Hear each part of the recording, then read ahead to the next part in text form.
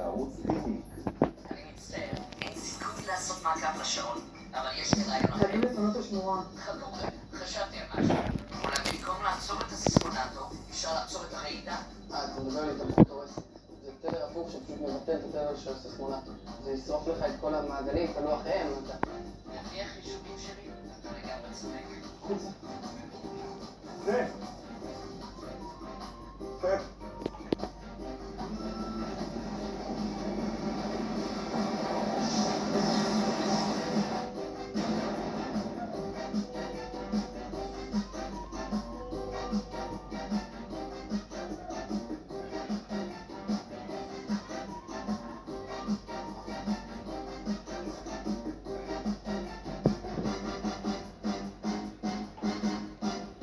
הדבר הזה.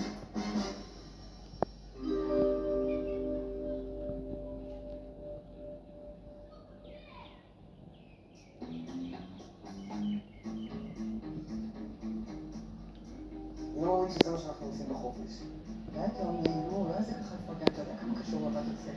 ממש טובה. זה אח שלך. באמת לא עשית לפרגן. התכוונתי משהו אחר. לא זה משהו. דניאל, אתה מגיע, אנחנו נגמרים מהמתח.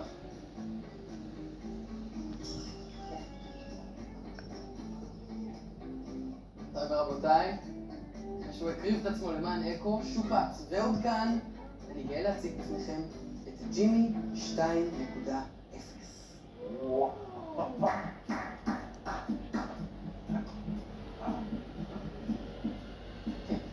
זה רק אני, או שהוא ממש נראה כמו ג'ימי 1.0?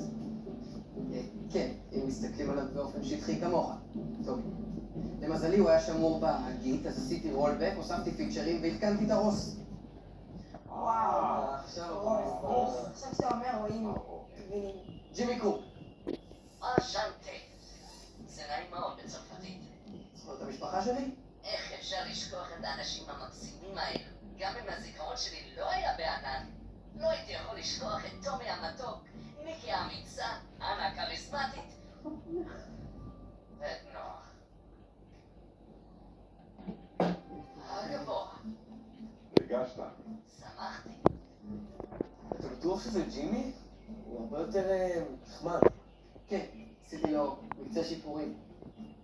ג'ימי, אתה מוכן לחזור להיות חלק מהספיידרס? אתה שואל באמת? זה כל כך מרגש, דניאל. יכול להיות שקצת הגזמתי עם המדד רגישות שלו.